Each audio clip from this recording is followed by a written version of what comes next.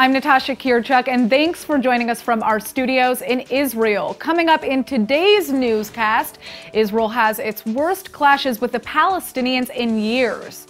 Israel clears landmines from the place Jesus may have been baptized just in time for Easter. And Jerusalem's Jaffa Gate is about to become a goalpost for peace, literally. Stay tuned for the latest news in Israel.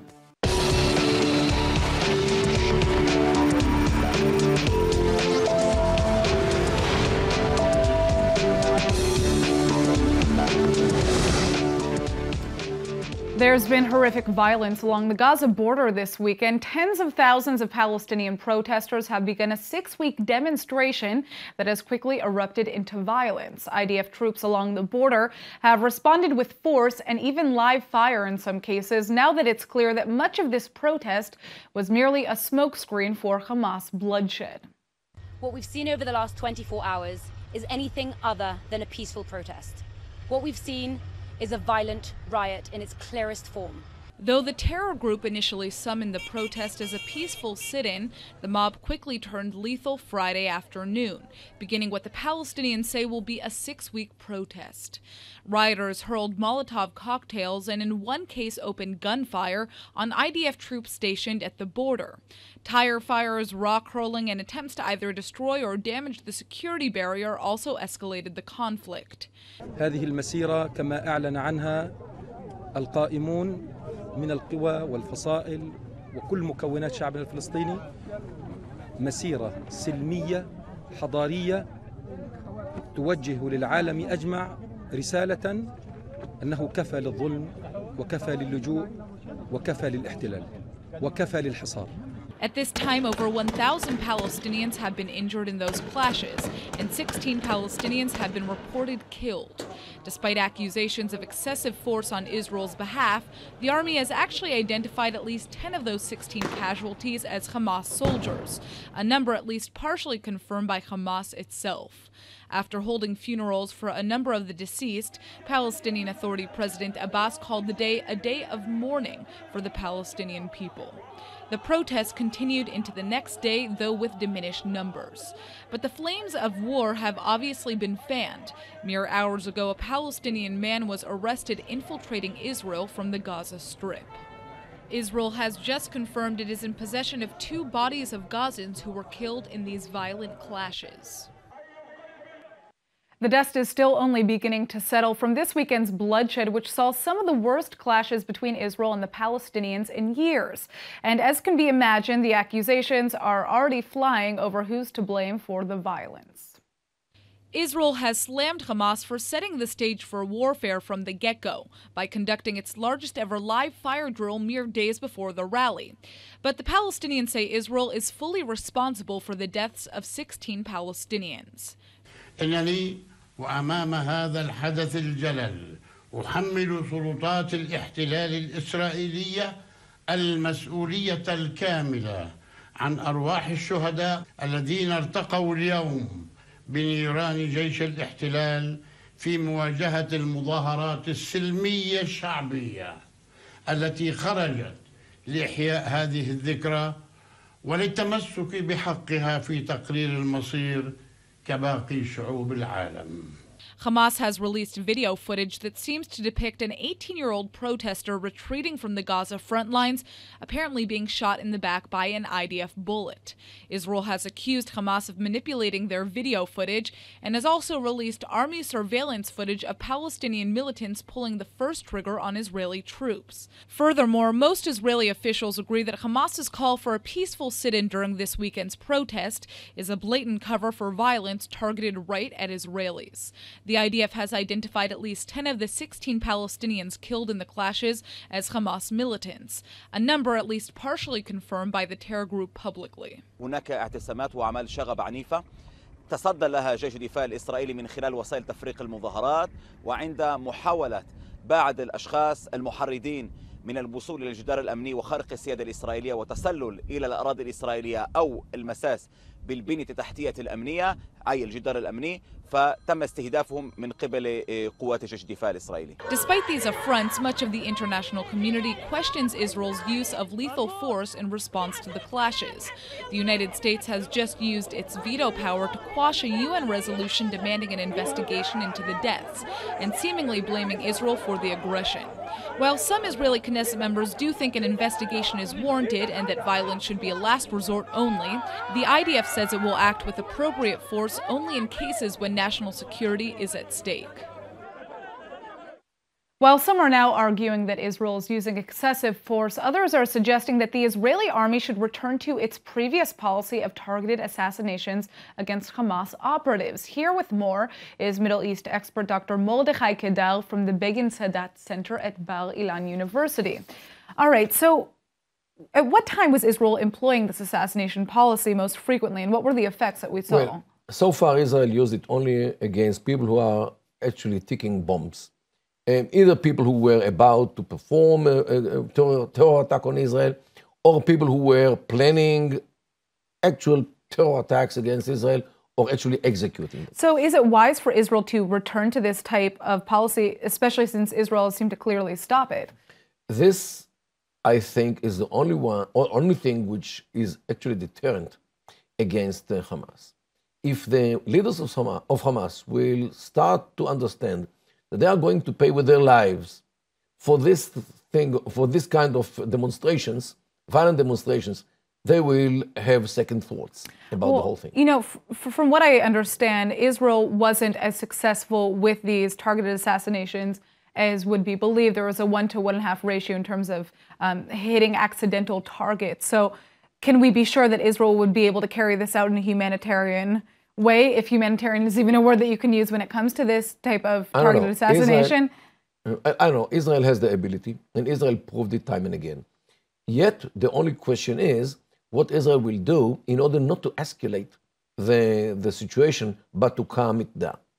And everybody understands that if Israel resorts to targeting special people, it might actually pour a new jar of boiling oil on the problem, because they will not give up.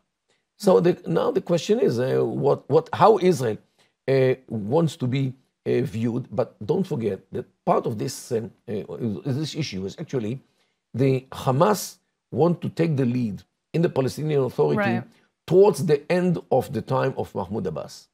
They want to show that without them, nobody will be able to control. And this is what actually they do, using their own people in order to use them as ammunition in the fight within the Palestinian Authority against Mahmoud Abbas. Well, I think it's going to be interesting to see where this goes and what policies Israel chooses to take on. Thank you so much for joining us.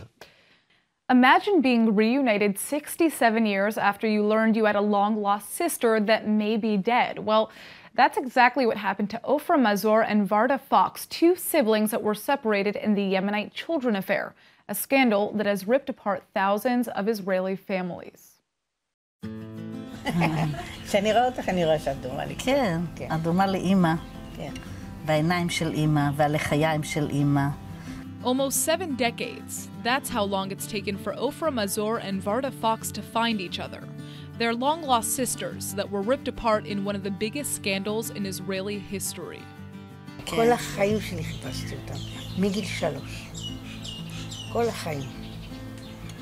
זה כואב, זה אי אפשר אפילו לדבר על זה. זה כואב מאוד. אפילו אני יכולה לדבר על זה. It's called the Yemenite children affair, an unsolved mystery as old as Israel itself.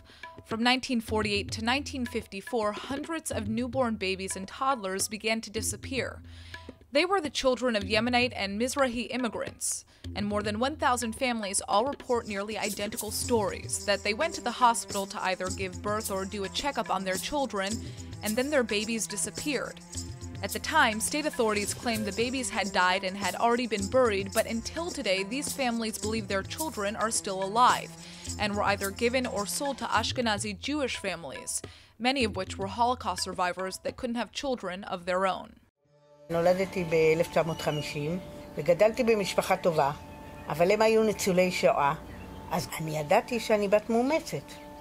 ואז יש את הסיפור של חטופי תימן, ומאז אני מחפשת את ההורים שלי כל החיים. Varda wasn't the only one who suspected that something was wrong with her adoption. Over the course of the last 70 years, hundreds of families have gone to the Israeli government seeking answers. The state has opened and closed investigations 3 different times, each time ruling out any conspiracy. But little did Varda know, no court decision would stop her biological family from also looking for her. בבית, כשהיינו ילדים, תמיד דיברו על זה, שיש לנו אחות. באיזשהו שלב, אמא אמרה לי, את יודעת, עופרה, יש לי עוד בת שילדתי אותה לפני החתונה. אמרו שהיא מתה, אבל אני ראיתי אותה. היא ראתה את התינוקת. לכן היא כל החיים ניסתה לחפש אותה. לפני שאמא נפטרה, הייתה אומרת, לא נראה לי שאני אספיק לראות את הבת שלי. בן אדם רק שיודע שהיא חיה, יגיד דברים כאלה. Ofra's mother was right. Her firstborn daughter Varda was still alive. And Varda was reunited with her long-lost family after submitting DNA to the genealogy company MyHeritage.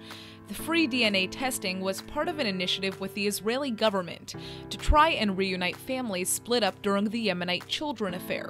And lo and behold, Ofra and Varda were a match. זה לא יכול להיות, אחרי 67 שנה אני רואה את אחותי הקטנה, לא סתם יש שיר אחותי הקטנה, זה הכל בשמיים. But the path wasn't easy. Ofra attempted to track down her sister many times. She even found her mother's birth file in the archives of Hadassah Hospital, but she was refused access to it. לי זכור שעל השם שלה היה קו עם עיפרון. הבן אדם שהיה אחראי על הארכיון, שפתח לי את הספרים, אז הוא אומר לי, את רואה את כל הפסים עם העיפרון? אי אפשר לדעת אינפורמציה עליהם. This story is one of many. For decades, the Israeli government has been refusing access to the files of hundreds of mothers. But now the Knesset has just passed a law that will allow these families to exhume the alleged graves of their disappeared children, a move that will hopefully bring about a sense of closure. אני אחרי שנפגשנו וראיתי אותה, אמא באה לי בחלום, רגועה. היא הייתה על כיסא גלגלים בחלום, היא באה, הולכת, מסתכלת עליי וממשיכה ישר. נסגר מעגל.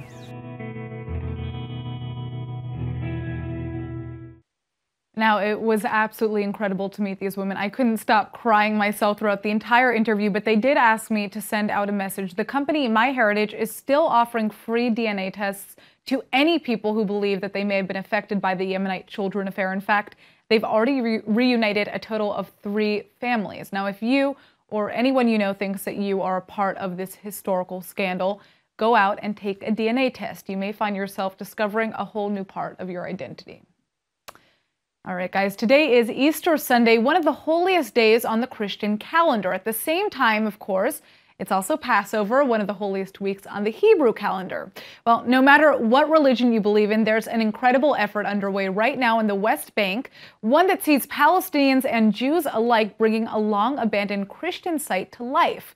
In fact, it's the very place where many believe Jesus was baptized. And here to explain is ILTV's Brett Allen Smith. Take it away, Brett. Thanks, Natasha. Well, Christians probably know the Qasr el-Yahud as the site along the Jordan River where, like you said, they believe Jesus was baptized almost 2,000 years ago. Now, almost 500,000 pilgrims visit this place every year, but one place they can't visit is a compound just near the site containing a Holy Catholic Church and 7 Eastern Orthodox churches. And that's because they've been totally blocked off with deadly landmines since the Six-Day War in 1976. And that means this whole area has been essentially a landmine field. So obviously people can't go wandering around there, and they can't go exploring either. And that means that these churches have basically been totally inaccessible for over 40 years now. This is an area itself that's located in the West Bank, an enclosed military zone, most likely because it had such a critical border with Jordan during the Six-Day War. Right, until now, Natasha. Call it an Easter gift, call it a Passover gift, call it whatever you want, because an international team of Israelis and Palestinians have just come together to begin clearing away those mines and opening this site up to the public, which is not only great news for tourists and historians and Christian pilgrims, but it's also a pretty symbolic display of cooperation, too. Yeah, I mean, Israel and the Palestinians do maintain security cooperation in the West Bank, but clearing landmines is a very different kind of work. Absolutely. You know, I mean, it's tedious, it requires a lot of patience, and it's also insanely dangerous. Of course. I mean, the estimate says there could be at least 2,600 undetonated landmines, and that's a relatively small area. So I don't know if you can see this in the footage that we brought, but this is work that has to be done by hand in often cases, and by retracing your steps, mapping out the field, constant communication between the sides. Yeah, so, how long is this operation going to take? well, the sponsors have been raising funds for this for a couple of years now, and they're a group called Halo Trust, and by the way, they're from Scotland. The goal is to finish this by Christmas, which would certainly be a fitting time to open the site to the public for the first time. Yeah, I agree. Well, Brett, thank you for joining us, and Absolutely. thank you for showing up in your Easter attire. Love that suit. I'm glad someone that you noticed. have. My eyes are up here, though. All right. The Israeli government says it needs more time to implement its controversial plan to deport thousands of African asylum seekers. The High Court has frozen the deportations and demanded the government to explain its case for such an unprecedented move. But now the state has filed for a delay and won't have an answer until after Passover.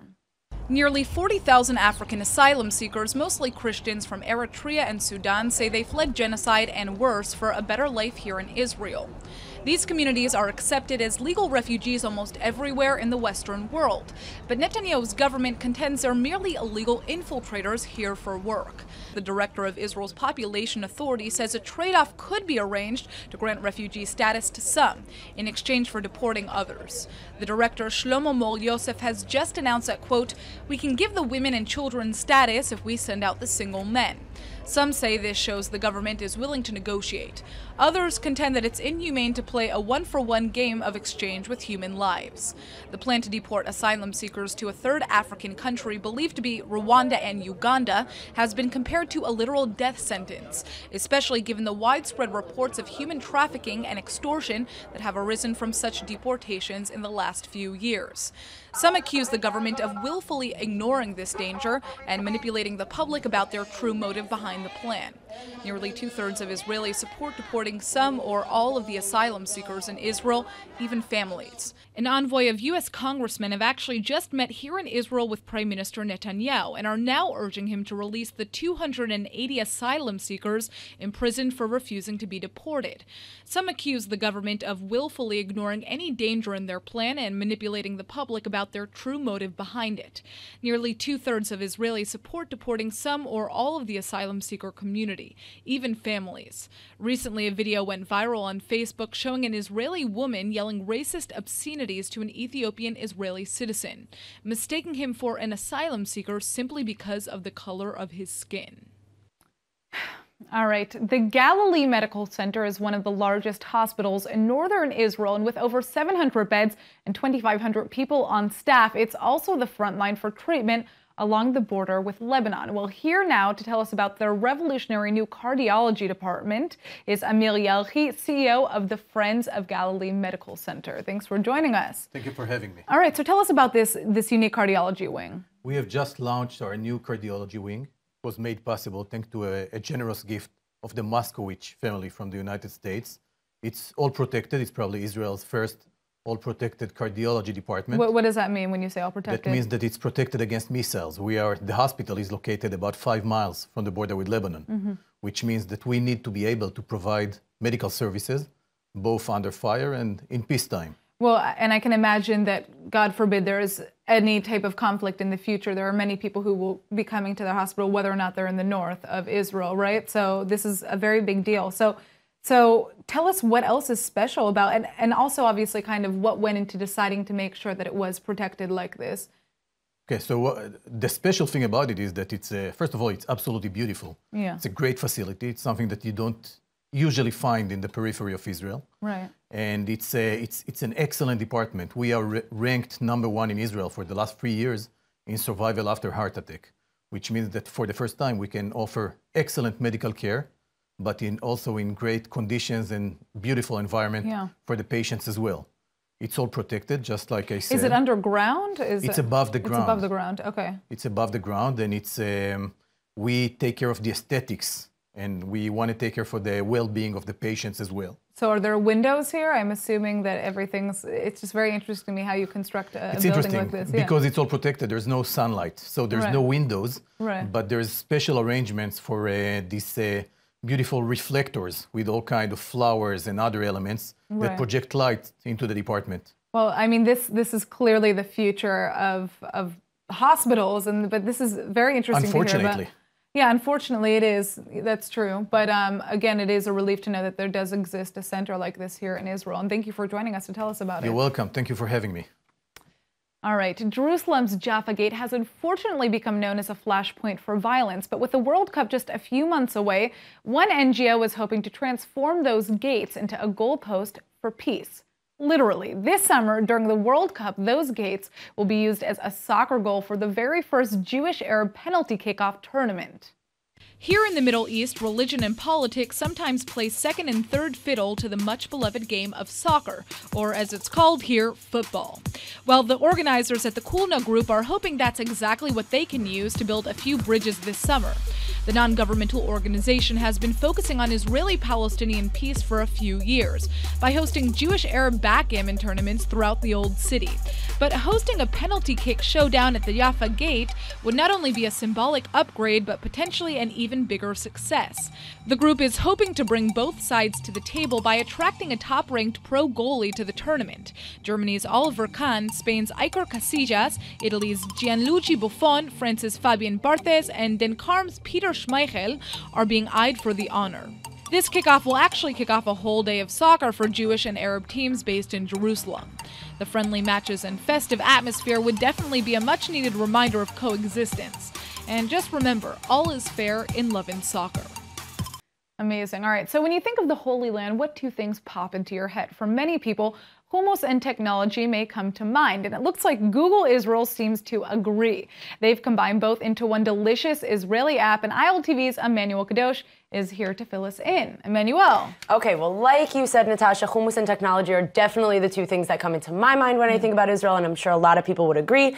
It's safe to say that hummus is one of the national dishes here in Israel. Staples, yeah. Yes, definitely. And with that, Google Israel stepped in and created this app that launched actually today. It's called Hummus API to help you find your perfect hummus location. So how does Hummus API actually get me the tastiest hummus in the fastest way possible, as it promises? Okay, so it's kind of a really funny, way that they did it. The app analyzes your taste preferences, tries to match your perfect hummus. Not every Israeli likes the same hummus. Some people like hummus with mushrooms or meat or vegetarian or just chickpeas. Yeah. So what they do is they use a taster stick, which sounds a little crazy, but it's literally what it sounds like. It's a clear stick. You put on your taste buds and then you put that into the database and it meshes it all together and finds you the perfect one. But I mean, this is crazy. I don't even know how to respond to this. I really hope that it actually works, although I don't know how this technology would work, but somebody got creative. It sounds a little crazy, to take a clear stick that you see through and have it taste, like you stick it in your mouth, measure your taste buds and kind of analyze it. But Google collaborated with the top leading hummus experts to create a huge database of different tastes and Does this only apply to hummus, or can it work with other types of food? So Hummus API is set up just for hummus right now, but they are planning on creating it in different countries. Rome would have pizza API, Cancun would have taco API, and I would like a burger API because I'm really hungry right now and it sounds amazing, but not yet. It's slowly This is starting. really cool. All right, well, Google, thank you. Thank you, to the Google. Google gods Thank you. for bringing us something like this. Yes. Let's see if it works, all right? Exactly. Thanks for joining us. Thank you.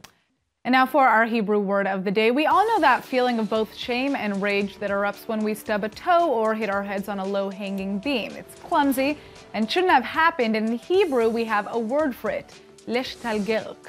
Maybe you're telling your friend on the phone how you ishtalgalta or felt really silly after leaving the car battery running for too long while you were away. Or perhaps you just mishtalgelk or feel embarrassed for listening to such a ridiculous and obviously made up Hebrew word of the day. That would be a pretty mishtalgelk. But silly April Fool's joke to fall for, but I wouldn't know. I hate you guys. I was like, what is this word? They played a joke on me. Guys, it's not a Hebrew word. Our beautiful audience, don't trust anything that I just said. It's not a real Hebrew word, and I knew that while I was doing it, but I continued. And on that note, let's go ahead and take a look at the weather forecast.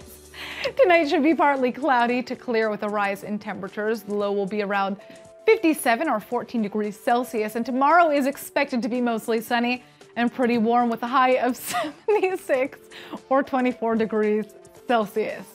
All right, that's it for today's news. Today's exchange rate is 3.49 shekels to the American dollar. Remember to sign up for our daily newsletter at iltv.tv. And don't forget to follow us on Facebook at Israel English News and on Twitter at ILTV News. I'm Natasha Kirchuk, and thanks for watching.